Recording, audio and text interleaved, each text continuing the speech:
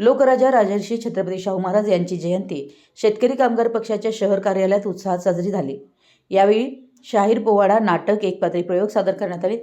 Vivo शेतकरी कामगार पक्षाचे शहर सहचिटणीस भाई संग्राम माने यांच्या हस्ते भाई बाबूराव कदम, भाई दिलीप कुमार जाधव यांच्या उपस्थितीत लोकराजा राजर्षी छत्रपती शाहू महाराज यांना अभिवादन करण्यात आलं।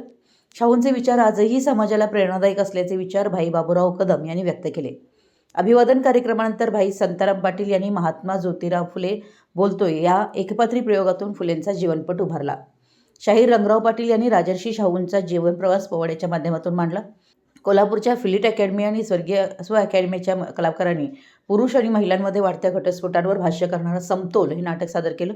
यावेळी शेकाप, घरमालक संघटना, सांस्कृतिक मंडळ, किरकोळ दुकानदार संघटना, फेरीवाले संघटना यांच्यासह शेतकरी कामगार पक्ष, महिला आघाडीच्या वैशाली सूर्यवंशी, गीता कदम, रुपाली नारे, धनश्री, अध्यापक शीतल पोवाळकर, भाई प्रकाश शिंदे, बाबूराव पाटील, मिलिंद सावंत, BR महाजन, TS कांबळे, मधुकर पाटील, संभाजी जगदाळे, राजाराम धनवडे, चंद्रकांत सूर्यवंशी यांच्यासह शाहूप्रेमी उपस्थित होते। मराठी S न्यूजसाठी कोल्हापूरहून सुभाष गायकवाड।